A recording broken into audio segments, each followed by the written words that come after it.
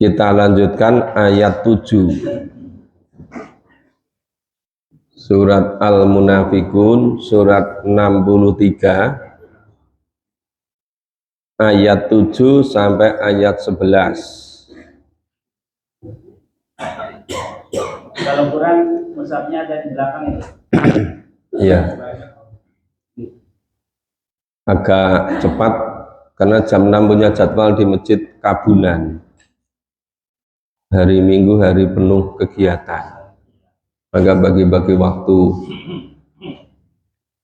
Kita mulai Bapak Ibu menyesuaikan ya. Saya baca per potong, Bapak Ibu mendengarkan kemudian menirukan. Mulai ayat 7. A'udzu billahi minasyaitonir rajim.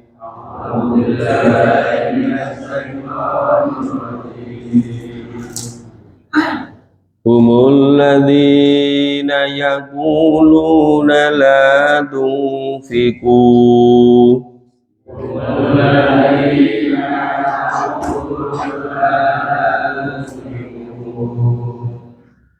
ala man 'inda rasulillahi hatta yanfaddu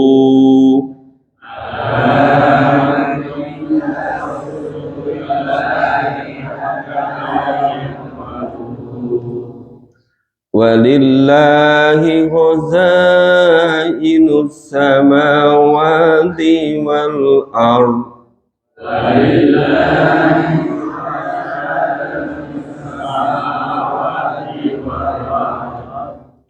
walakinnal munafiqina la yafqahun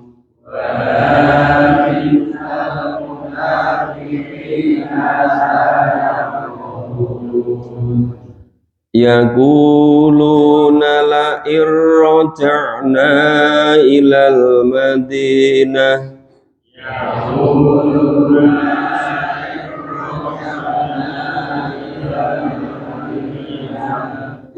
la yukhrijannal a'azzu inhal adal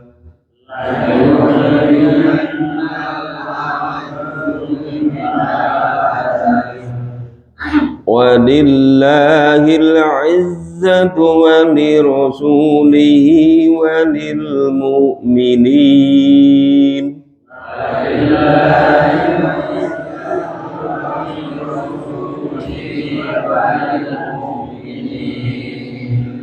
walakinnal munafiqina la ya'lamun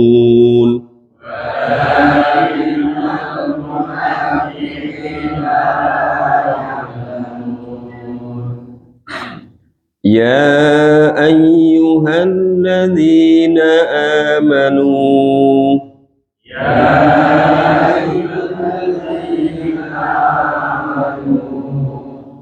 la tulhikum amwalukum wala auladukum an dzikrillah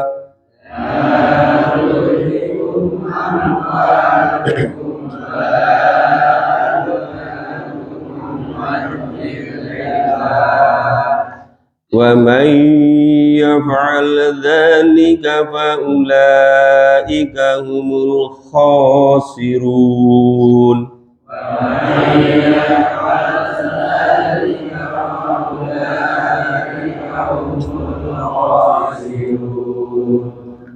wa anfiqu mimma razaqnakum min qabli ayatiya ahadumul maut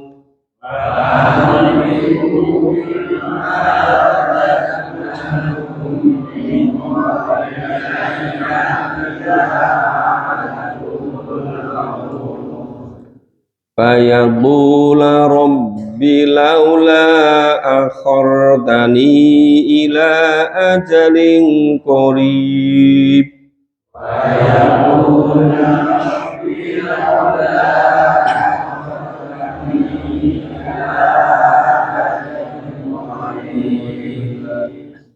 Fa'asyaddaqa wa akum minas sholihin.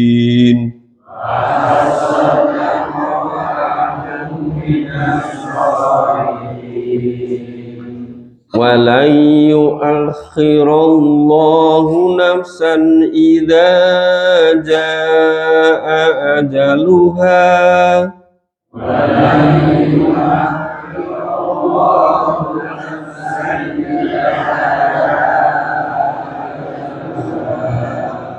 Wallahu khabirum bima ta'malun.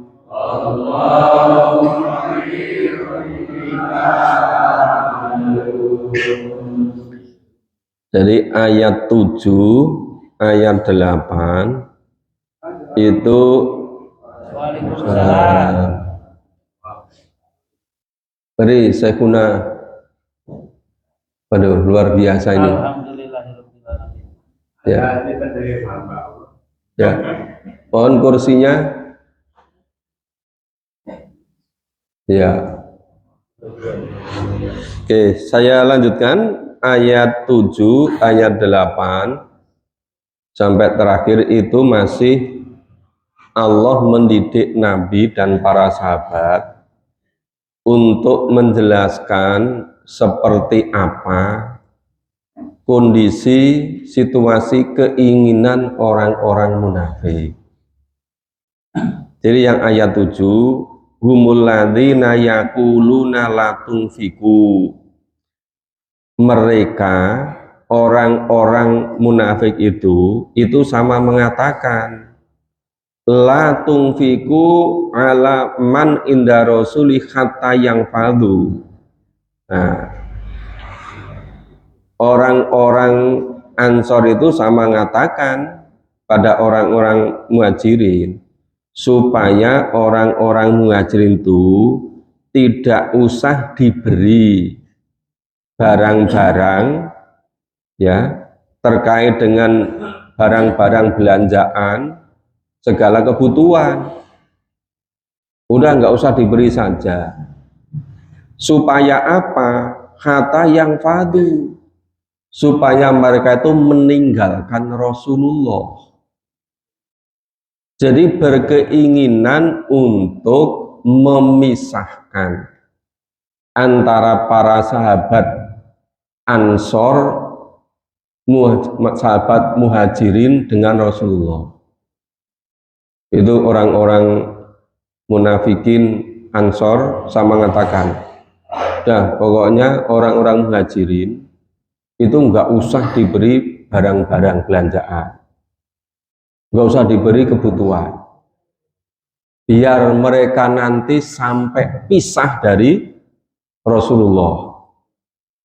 Loh, padahal kekuatan Islam itu hanya karena kebersamaan. Maka Rasulullah ngendika, yadullahi ma'al jamaah. Pertolongan Allah itu diberikan kepada orang-orang yang dalam kebersamaan. Sampai dikasih berbagai macam contoh. Yang namanya serigala itu tidak menangkap, tidak memangsa apa? Domba yang sendiri, yang berkelompok. Tidak akan menerkam domba yang menjadi kawanan, yang satu kesatuan. Jadi serigala itu hanya menangkap domba yang pisah, yang sendiri-sendiri. Ya. Jadi kekuatan Islam itu karena adanya kebersamaan, karena ada menggunakan sistem Allah dan Rasul, membentuk satu kesatuan. Nah ini orang-orang munafik itu menginginkan supaya sahabat-sahabat Rasul itu pisah dari Rasulullah. Cara memisahkan gimana? Udah nggak usah diberi barang-barang perniagaan. Orang-orang Muhajirin kan baru sama pindah nggak punya apa-apa. Udah nggak usah dikasih. Loh, padahal Allah dan Rasul menuntunkan supaya orang Islam itu berbagi, supaya makmur bersama, supaya sejahtera bersama, supaya bahagia bersama. Tapi orang-orang munafik ini bujuk, ngerayu supaya orang-orang muhajirin tidak dikasih barang-barang perniagaan. Jadi memang ingin memecah belah dari dalam. Ya. Ini Rasulullah diberitahu langsung oleh Allah melalui malaikat. Rasulullah menyampaikan pada para sahabat. Karena sahabat-sahabat menjadi tahu gitu. Nah, walillahi khazainus samawati wal ardh. Dan kepunyaan Allah seluruh apa-apa saja, ya perbendaraan apa saja yang ada di langit dan yang ada bumi itu lillah, adalah milik Allah.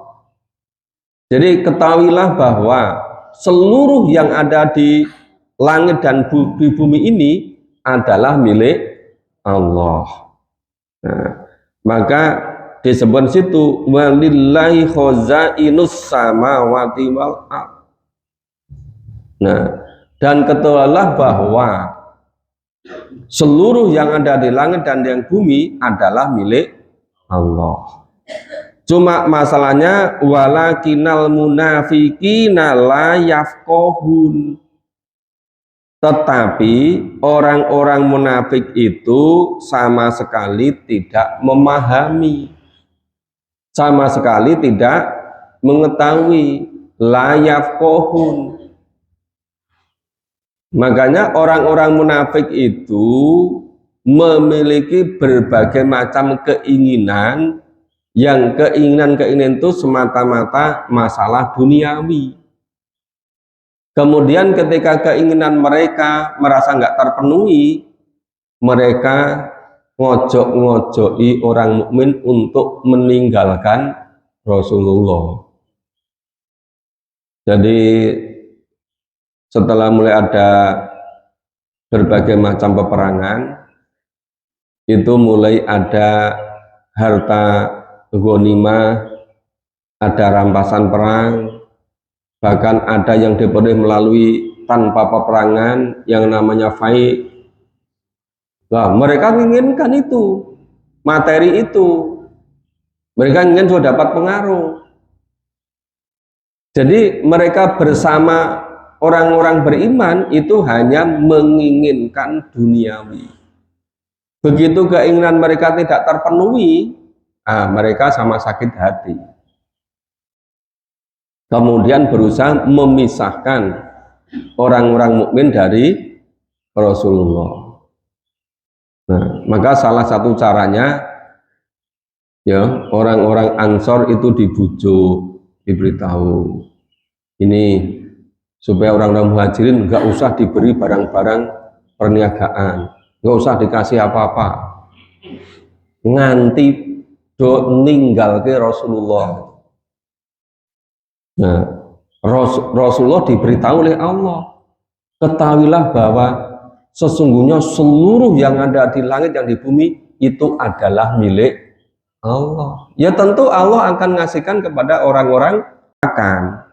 Sesungguhnya jika kita nanti telah kembali ke Madinah, jadi semula mereka itu ada pada situasi kondisi dalam peperangan yang namanya peperangan dari Bani Mustalik.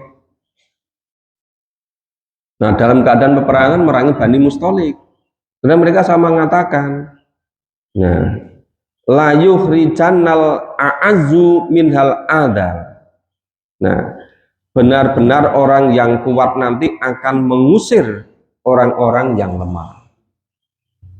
Jadi masih dalam peperangan mereka sudah membuat berbagai macam perencanaan.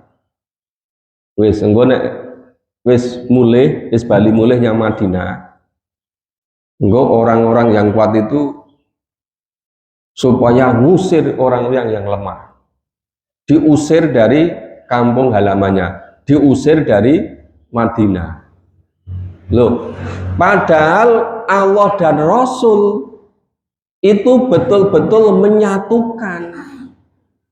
menyatukan seluruh komponen, seluruh unsur. Maka dibuatlah namanya Piagam Madinah. Jadi sudah ada teken MOU, sudah ada kesepakatan, kerjasama keseluruhan. Sayuk rukun bebarengan, tidak boleh ada peperangan. Harus sama-sama secara all out, secara maksimal mempertahankan Madinah. Lah ini orang-orang munafik itu ketika masih di Bani Mustalik malah ngatakan, nek cara kene titenono engko nek wis balik yang Madinah. Apa kaya titenono kuwi? Ngancam. Sudah punya rencana yang enggak baik. Titenono engko nek saka Madinah. Wong-wong sing kuat, wong-wong Ansor, suku-suku banyak sekali kan, Aus, Khazraj, macam-macam itu kan suku-suku yang kuat itu. Nah, gue nek sebaliknya Madinah, wong-wong sing kuat itu bakal nundung minggat, ngusir wong-wong sing lemah. Jadi kemudian Allah memberitahu ini, walillahil izzatu wali rasulihi walil mu'minin. Dan ketahuilah bahwa sesungguhnya izzah, kekuatan, kemenangan itu hanya pada Allah, Rasul, dan orang-orang yang mukmin. Hanya ada pada 3 yang namanya izzah, kekuatan, kemenangan, itu hanya ada pada 3. 1 Allah, 2 Rasulullah, 3 orang-orang mukmin. Jadi kita semua ini sampai umat Nabi Muhammad sampai akhir zaman nanti itu bisa masuk kelompok yang ketiga ini, kelompok yang mukmin. Siapapun yang keimanannya tulus, murni, lillah, dan diikuti dengan amal soleh, itu dijamin oleh Allah memiliki izzah, memiliki kekuatan, memiliki wibawa, dan akan menang itu. Jadi kalau orang-orang mukmin kok nggak memiliki izzah, nggak memiliki kekuatan, barangkali imannya masih perlu ditingkatkan terus. Maka berkali-kali sampaikan, mari sama-sama kita semua ini, apapun yang kita lakukan, mulai bagaimana menyiapkan segala macam sarana prasarana di masjid, ya, lingkungan masjid, di tempat pengajian, membuat sarana tempat pengajian, dan seluruh yang terlibat, ya, yang ngurusi apa ya, takmirnya, pengurusnya, yang bikin jadwal, yang ngatur, yang ngurusi konsumsinya, ya, mungkin juga ada yang ngawasi kendaraannya, parkirnya. Tolong semuanya betul-betul lillah, semata-mata karena Allah. Jangan sampai terbentik karena maksud-maksud selain Allah. Misalnya, apa inginnya? Inginnya biar temannya banyak. Nanti temannya banyak, rumongso menang. Jangan begitu. Semata-mata lillah karena Allah. Dan jangan sekali-kali merasa memberi jasa kepada pengurus. Jangan sampai sekali ini merasa memberi jasa kepada yang memimpin. Aku tak bantu, engko gen seneng pemimpine. Barang kowe wis gelem, wah aku gak bantu, engko gen do bubar. Nah, aku ora gelem bantu, sapa sing bantu gitu kan? Jangan sama sekali begitu. Jadi ingat ya, ini ayat 8 jelas lagi kan, yang namanya izah, yang namanya kekuatan, yang namanya wibawa, yang namanya kemenangan, itu hanya untuk Allah, untuk Rasul, dan orang-orang yang beriman. Orang yang beriman itu tulus semuanya lillah. Jadi semua yang menyiapkan apa ini, lampunya, listriknya, kipas anginnya, seluruhnya itu coba semata-mata karena lillah. Nanti kalau sudah betul-betul karena lillah, apapun yang kita keluarkan, apapun yang kita gunakan, apa waktu kita atau kesempatan kita, apa saja, coba kita betul-betul niatkan lillah. Nanti balasannya surga. Di dunia ini penuh dengan bahagia, sejahtera. Di alam kubur sudah ngicipi alam surga. Apalagi besok di akhiratnya di surga kholidina fiha abada. Kita di dunia ini hanya sangat sebentar. Paling 65 tahun, paling 70 tahun. Kemana? Bolak-balik Allah bertanya, fa'aina tadhabun. Jane kowe iki kabeh darat nyandi. Oh, pagi-pagi mau ke masjid kelurahan. Terus mau pengajian ke tempat yang lain ini. Terus kemana? Terus ditanya terus nanti ketika sampai kubur baru berhenti. Jadi orang yang beriman itu tidak pernah berhenti dari fisabilillah kecuali Allah sudah memanggilnya. Apalagi yang namanya memahami Quran, apalagi namanya nyinau tuntunan Allah dan Rasul, itu wajib minal mahdi ilal lahdi, mulai dari lahir sampai meninggal. Itu harus betul-betul kita tanamkan pada diri kita. Nah, jadi orang-orang munafiki ketika masih dalam situasi peperangan di Bani Mustalik, itu wis ada rencana jahat. Nah, engko nek wis balik yang Madinah, udah orang-orang yang kuat nanti akan memerangi, akan mengusir orang-orang yang lemah. Nah, Allah mendidik Nabi dan para sahabat. Ketahuilah bahwa kekuatan itu hanya untuk atau bagi Allah, Rasul, dan orang-orang yang beriman. Ini. Nah, cuma persoalannya walakinal munafikina layak lamu. Namun akan tetapi orang-orang munafik tadi tidak mengetahui. Jadi bagi mereka itu, mereka hanya melihat yang kasat mata.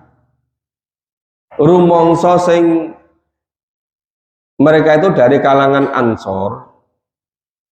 Ya, para munafikun dari kalangan Ansor. Kenapa? Karena ketika di periode Mekah dulu belum dikenal namanya orang munafik. Yang ada itu baru kafir dan musyrik. Begitu sampai di Madinah, itu malah kebanyakan orang-orang munafik. Dari orang-orang yang ada di Mekah, Madinah dan sekitarnya. Nah, pokoknya nanti sebaliknya Madinah, ini kita semua orang-orang Ansor ini kan orang kuat. Kan itu orang-orang yang lemah itu, yang baru sama datang, belum begitu lama, orang muhajir tadi nanti diusir saja dari Madinah. Rumongso mereka itu punya kekuatan.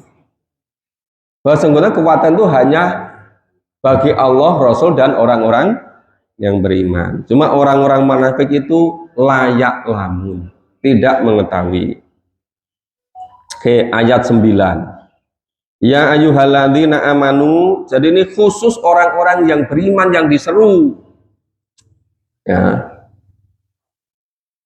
Apa la tulhikum amwalukum wala auladukum an dzikrillah. Janganlah hartamu, anak-anakmu melupakan kamu dari Allah. Coba ini semuanya yang termasuk apa itu si harta. Apa saja? Pendapatan yang banyak, memiliki tingkat sosial yang tinggi di masyarakat, memiliki harta yang melimpah, sarana prasarana yang lebih, itu seluruh amwal tadi, dan seluruh anak dzurriyyah itu seringkali kan namanya fisabilillah, itu kadang-kadang kalah dengan ngopeni harta, ngopeni anak-anak. Banyak yang nggak sempat ngaji Quran gara-gara ngumpulkan harta, gara-gara menjaga harta. Jadi hartanya ya sudah banyak, tapi dia punya target, pokoknya jumlah ini tambah terus, ojo nganti menurun gitu loh. Lo nek ditinggal ngaji, khawatir engko nek hartane pendapatannya berkurang. Jane ya nyukupi, ning saya kurang terus. Lah kapan enteke ngumpulke harta itu? Orangnya habise. Maka Allah betul-betul ingatkan, janganlah hartamu dan anak-anakmu melupakan kamu dari Allah. Jadi seluruh harta yang kita miliki, seluruh dzurriyyah kita, anak keturunan kita, itu coba semuanya digunakan untuk fisabilillah. Semuanya untuk lillah. Supaya nanti betul-betul berguna, bermanfaat bagi kita besok di alam akhirat. Maka seluruh ibu-ibu, seluruh bapak-bapak, apapun yang digunakan untuk fisabilillah, semoga betul-betul menjadi amal jariyahnya, betul-betul pahalanya mengalir terus untuk bapak ibu semua. Jadi misalnya Bapak Ibu ikut memperbaiki, ikut membangun sarana prasarana di Masjid Allah, ikut nyempuyung untuk bagaimana pengajian bisa memiliki sarana prasarana yang memadai. Mungkin suatu ketika kita sudah tidak di alam dunia lagi, tapi insya Allah pahalanya masih terus mengalir. Itu sebagai amal jariyah. Kalau ibu-ibu, bapak-bapak mau juga dakwah, ajak-ajak yang lain. Nah, yang diajak ini kebanyakan usianya lebih muda misalnya. Boleh jadi kita nanti sudah ditimbali oleh Allah, tapi yang kita ajak ini masih terus beramal. Lah yang terus beramal ini masih tetap terus kirim pahala kepada yang ngajak tadi. Nanti yang ngajak ini ngajak yang lain lagi, terus mata rantai begitu. Nanti pahalanya mengalir terus ke bapak-bapak, ke ibu-ibu. Coba itu ada pembaru dari dunia Islam. Ya banyak sekali pembarunya.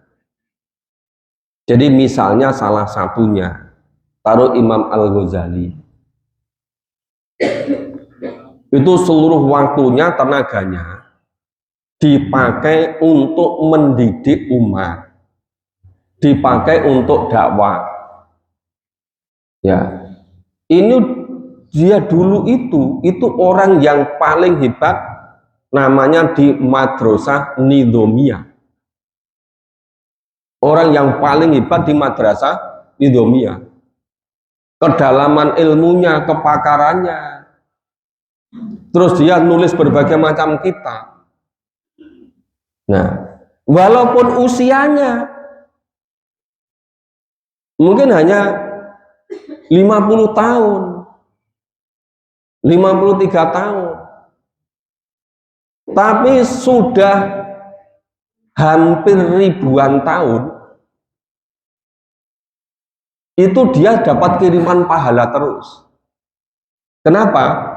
Karena murid-muridnya, santri-santrinya itu sudah menjadi tokoh-tokoh, kemudian kitab yang ditulis itu terus difahami orang, terus bermanfaat terus.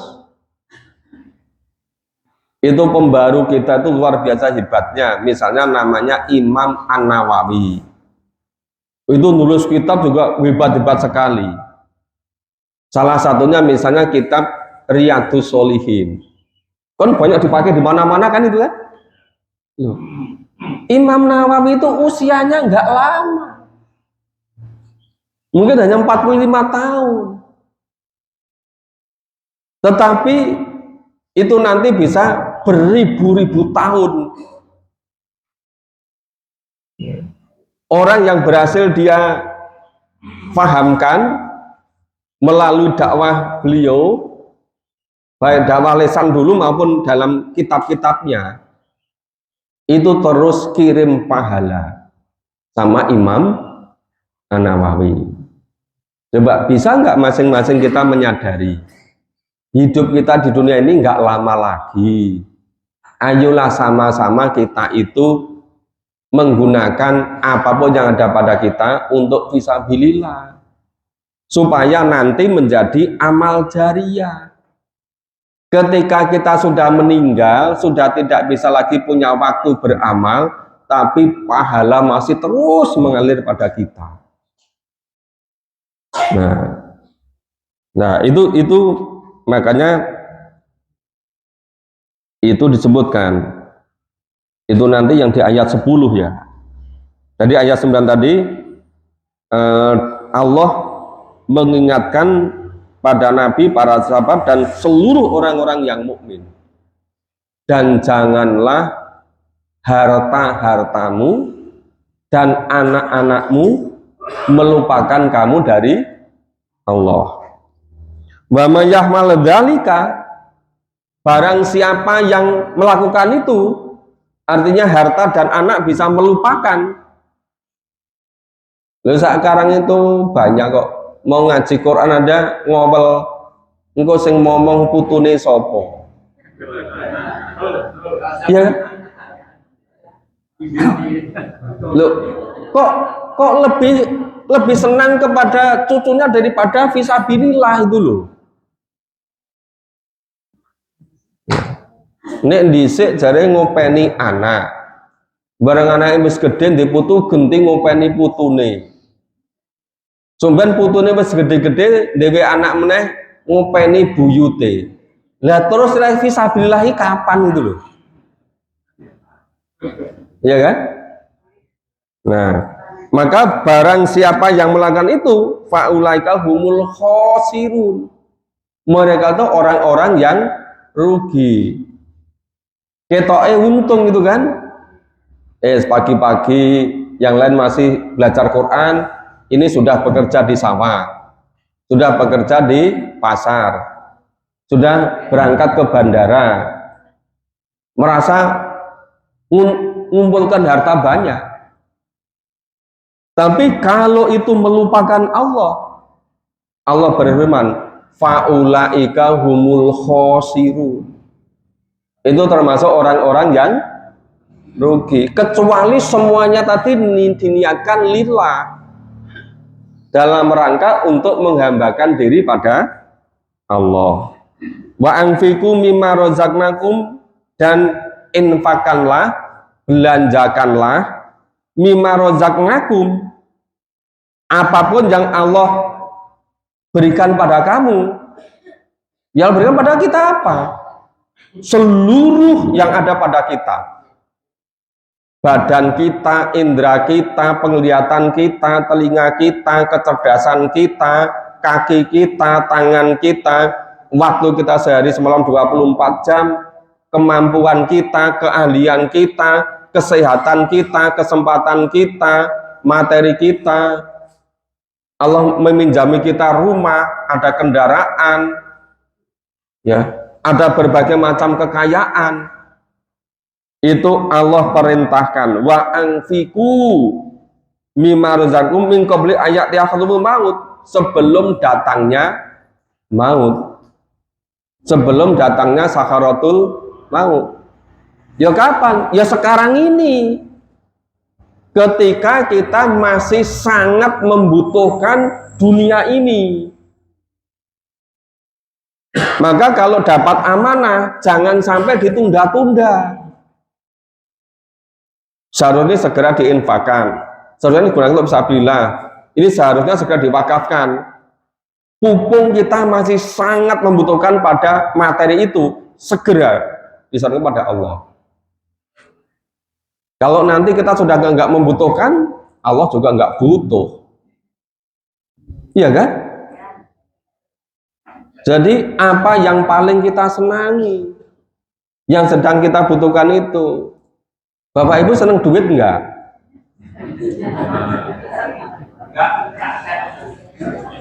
Kadang-kadang orang gila pun senang uang loh. Iya kan?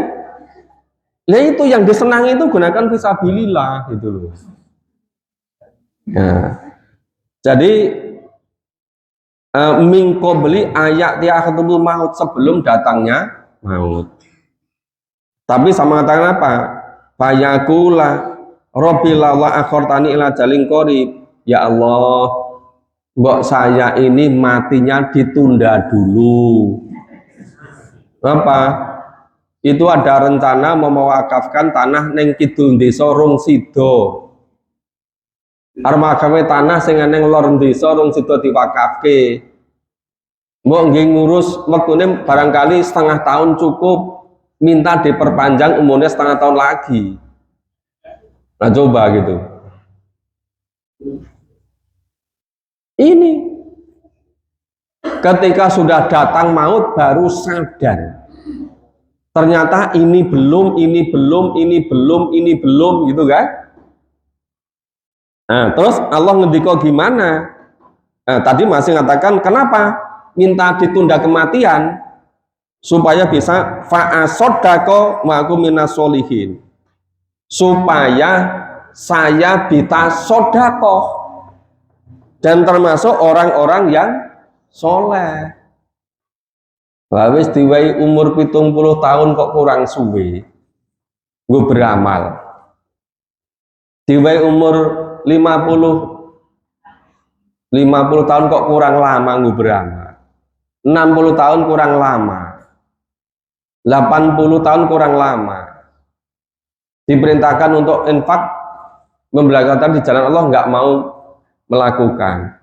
Bareng ajal mendekati baru minta ditunda.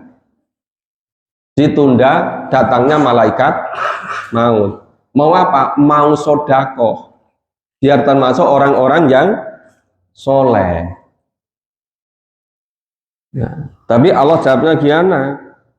Wala yu'akhirullahu nafsan idza jaa ajaluha. Allah ndika tidak sekali-kali ada pengunduran jadwal datangnya kematian. Enggak ada itu. Kalau udah waktunya mati, ya mati ngono wae. Orangnya perlu rasa nganggo loro gitu kan?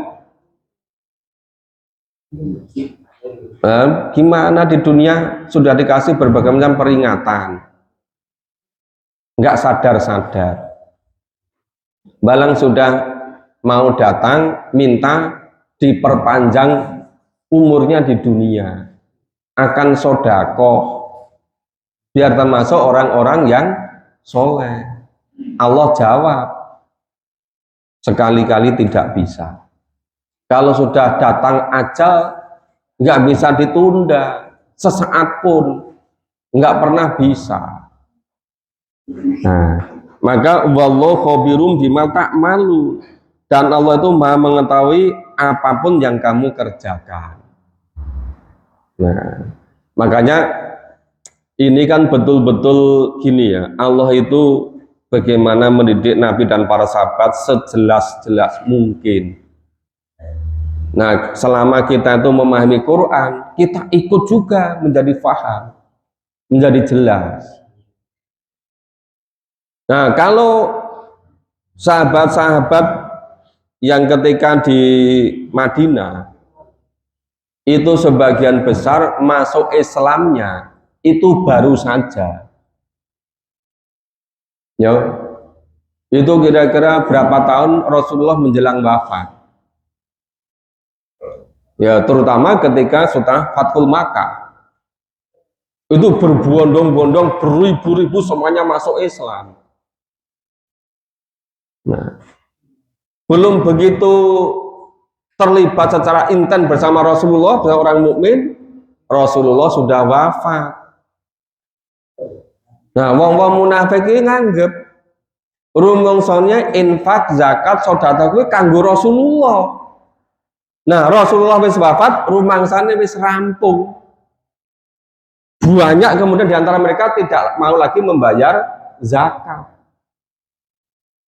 Niki sing jenenge Khalifah Abu Bakar As-Siddiq baru berapa bulan dipilih jadi khalifah, meneruskan misi Nabi, tugas kerasulan, sudah banyak wong sing deklarasi tidak mau bayar zakat. Coba gitu. Sampai Qabilah mengatakan akan memerangi siapapun yang memisahkan antara sholat dengan zakat. Jadi zakat itu selama masih hidup, orang Rasulullah wis wafat terus ra gelem zakat. Ya, malah diantara mereka malah mengangkat dirinya menjadi nabi palsu. Coba gitu. Itu karena apa? Karena mereka belum terlibat secara langsung loro-lopone melu nabi. Jadi wis keri-keri, wis mulya, sudah banyak dapat harta. Beda yang pada awal dulu. Sejak Rasulullah diangkat jadi nabi, jadi rasul. Oh, itu kuat betul. Ya, jadi masalahnya karena belum banyak terlibat di jalan Allah. Nah, ini sampai sekarang, walaupun sudah lama, sudah 1000 sampai 1500-an tahun, tapi kalau tidak memahami Quran, ya dadine podo. Kenapa? Karena kuncinya pada memahami dan ngamalke Al-Quran. Jadi walaupun hidupnya sudah lama, tapi hidup yang lama tidak digunakan untuk memahami Quran, ya itu seperti orang beli smartphone-nya sangat canggih, ora diwaca, ora difahami buku petunjuk penggunaane, manualnya ora difahami, wis pokoknya dinggo, ya rusak kabeh. Kudune smartphone iki umure 5 tahun, 5 bulan sudah sama rontok. Kenapa? Karena tidak mengikuti buku petunjuk penggunaannya. Sama, kenapa sekarang hidupnya rusak semua? Kenapa? Sudah terlanjur hidup 50 tahun orang memahami carane urip. Wis bacut urip neng donya 55 tahun orang ngerti carane urip menurut Allah dan Rasul. Mula nggak karuan semua. Maka supaya kita betul-betul hidup ini sesuai dengan Allah dan Rasul, ayo kita pahami. Quran ini menjadi petunjuk hidup. Quran ini menjadi jalan hidup. Nek bolak-balik wit cilik, wit SD, wit TK ya diomongi. Quran kuwi kudu diimani, kudu dipercayani. Nah, cuma berhenti di situ. Jadi bukti imannya itu harus Quran difahami, kemudian diamalkan. Itu baru betul-betul namanya iman kepada Al-Quran, iman kepada kitab Allah itu. Ya bolak-balik ngomong iman, ini nggak mau ngomong dan ngamalkan, ya itu namanya tidak mau konsekuensinya, tidak mau betul-betul mengikuti apa yang seharusnya. Nah demikian Bapak Ibu, ini sudah selesai surat Al-Munafikun. Insya Allah besok pagi kita lanjutkan surat At-Taghabun. Nah, ini tinggal beberapa surat lagi sudah selesai juz ke 28. Nah, mudah-mudahan Allah masih kasih kesempatan pada kita untuk melanjutkannya. Semoga bermanfaat ya. Kami mau terus cepat-cepat ke Masjid Kabunan supaya tidak terlalu terlambat di sana. Silakan Bapak Ibu teruskan di sini seenak mungkin, bersenang-senang kerasan di Baitullah. Ya, lama-lama di rumah Allah. Insya Allah nanti akan ditempatkan di istana di surga. Semoga bermanfaat. Mohon maaf kalau ada kurang dan salahnya. Oh iya, lupa. Nanti malam pengajian di rumah Sambisari. Ya kan? Ya, coba Bapak Ibu ngajak-ajak yang lain juga. Oke, terima kasih semuanya. Semoga bermanfaat.